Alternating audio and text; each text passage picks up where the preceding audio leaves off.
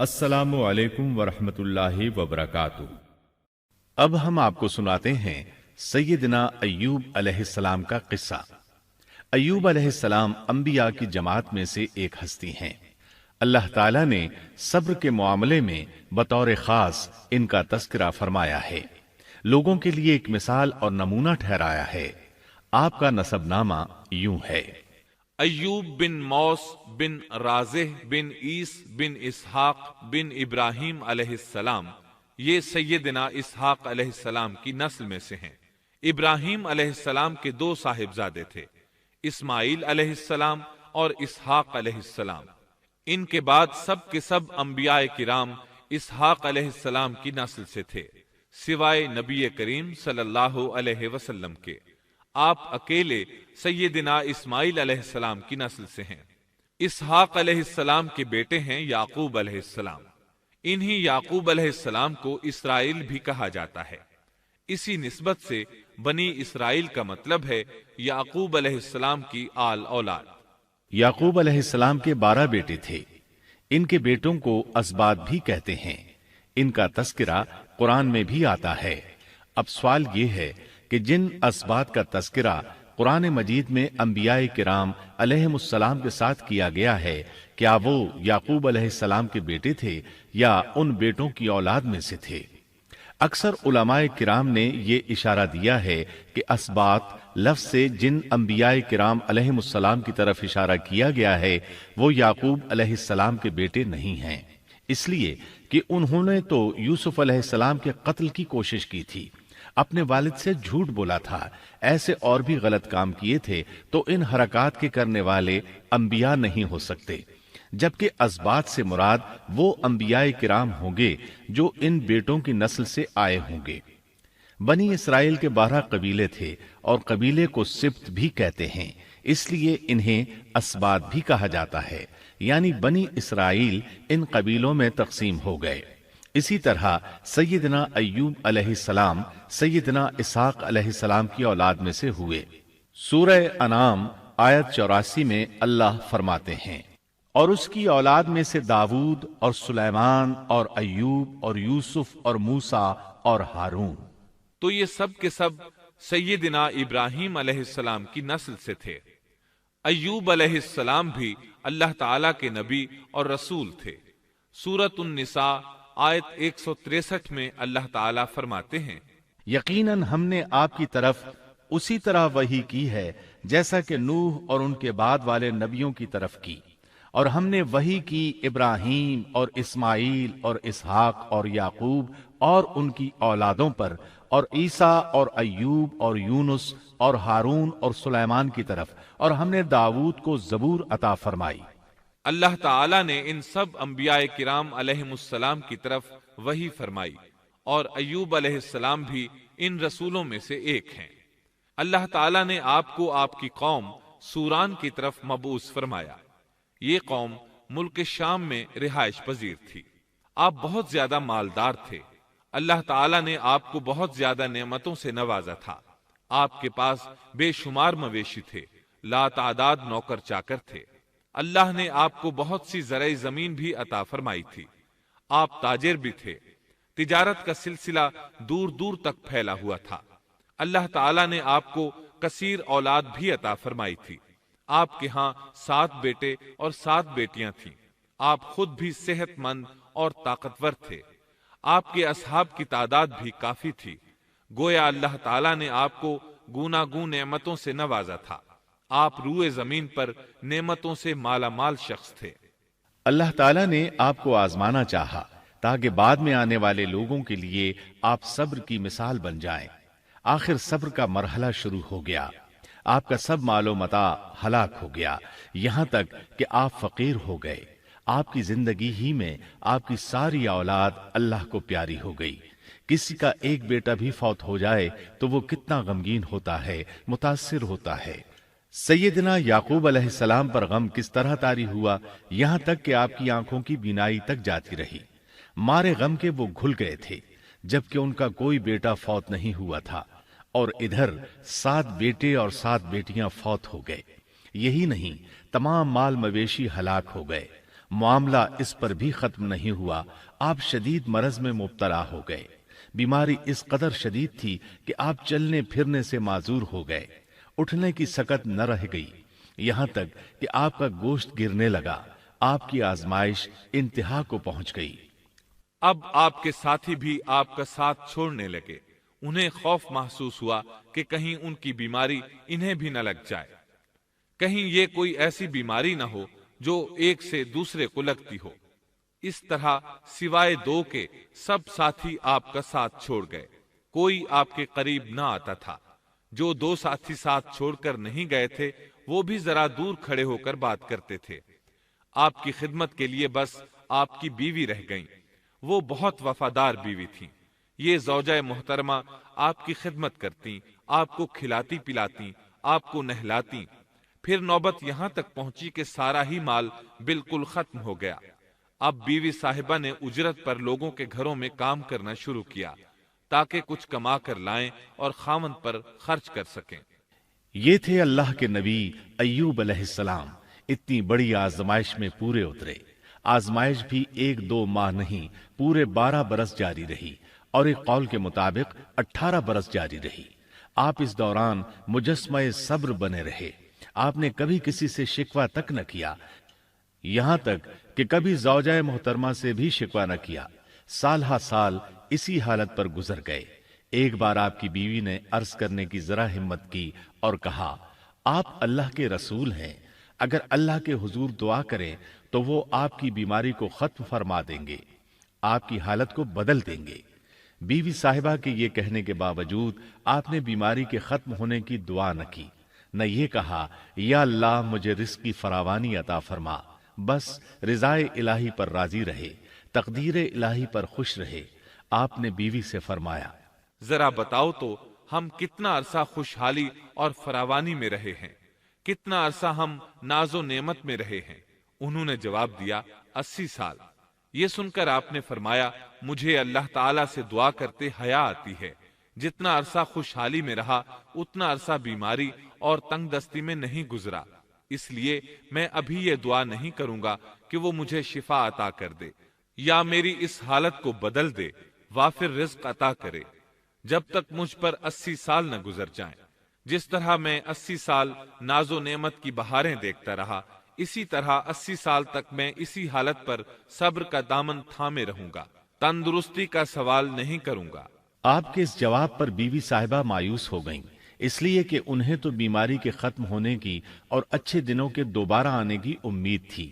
آپ کی بات سن کر وہ بولیں، تب یہ آزمائش کی گھڑی کب ختم ہوگی؟ چونکہ اس بات سے اللہ تعالیٰ کی ناشکری ہوتی تھی، اس لیے ایوب علیہ السلام ناراض ہو گئے۔ انہوں نے اللہ کے نام کی قسم کھائی کہ اگر اللہ تعالیٰ نے مجھے شفا عطا فرمائی تو میں انہیں 100 کوڑے ماروں گا۔ دوسری طرف نوبت یہاں تک پہنچی کہ لوگوں نے آپ کی بیوی صاحبہ کو کام دینے سے انکار کرنا شروع کر دیا۔ ان کا خیال تھا کہیں ان کے شوہر کی بیماری انہیں بھی نہ لگ جائے۔ وہ سمجھتے تھے کہ ایوب علیہ السلام کی بیماری چھوت کی ہے، لہٰذا یہ بیماری ان کی بیوی کے واسطے سے انہیں بھی لگ سکتی ہے۔ جب معاملہ یہاں تک پہنچ گیا تب آپ نے ایک چھوٹی سی بات کہی، اس میں بھی کوئی واضح دعا نہیں تھی، جبکہ اس وقت سے بڑھ کر دعا کے لیے کون سا وقت ہو سکتا تھا؟ آپ کی اس بات کو اللہ تعالیٰ نے قرآن مجید میں بیان فرمایا ہے۔ سورہ انبیاء آیت 83 میں ہے، اور ایوب کی اس حالت کو یاد کرو جبکہ اس نے اپنے پروردگار کو پکارا کہ مجھے یہ بیماری لگ گئی ہے اور تو رحم کرنے والوں سے زیادہ رحم کرنے والا ہے۔ مجھے آزمائش نے آ لیا ہے اور تو ارحم الراحمین ہے۔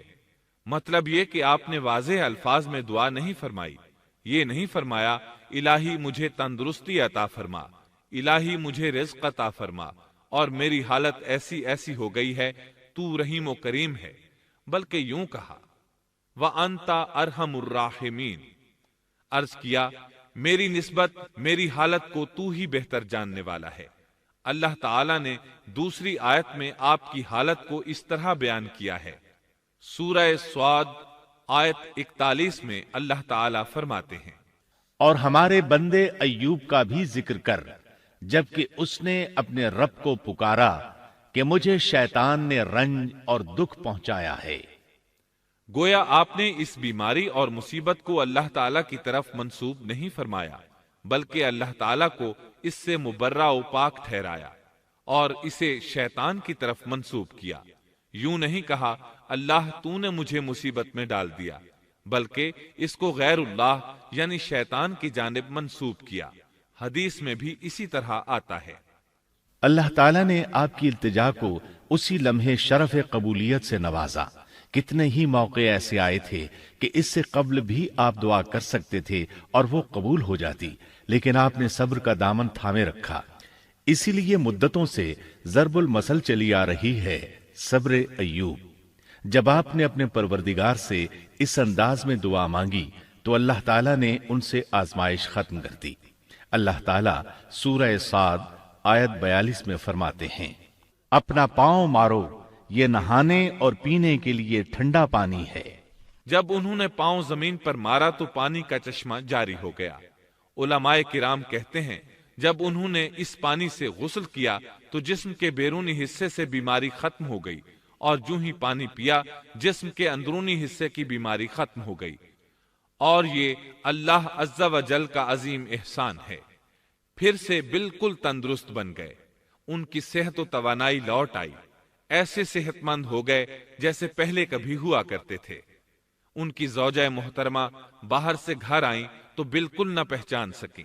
ان سے پوچھنے لگیں، کیا آپ نے اللہ کے نبی میرے خاوند یعنی مرض میں مبتلا شخص کو دیکھا ہے؟ اللہ کی قسم، جب میرے خاوند صحت مند تھے تو بالکل آپ جیسے تھے۔ میں نے آپ سے بڑھ کر ان سے ملتا جلتا آدمی آج تک نہیں دیکھا۔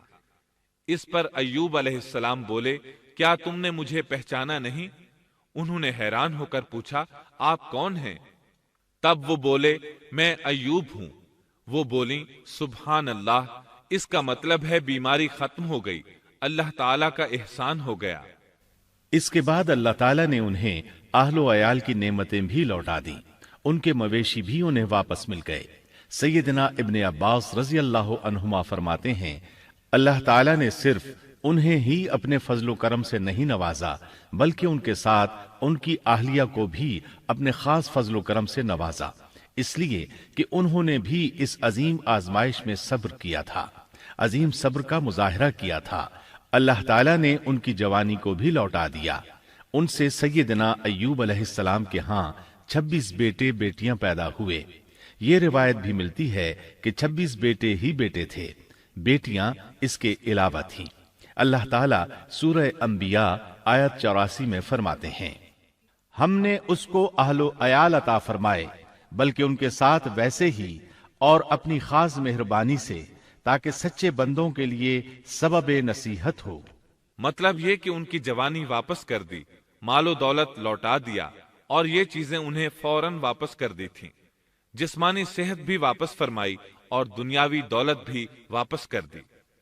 امام بخاری، امام احمد اور دیگر محدثین نبی کریم صلی اللہ علیہ وسلم سے روایت بیان کرتے ہیں کہ نبی کریم صلی اللہ علیہ وسلم نے فرمایا، جب سیدنا ایوب علیہ السلام غسل فرما رہے تھے تو ان پر ٹڈیوں کی موسلا دھار بارش ہونے لگی۔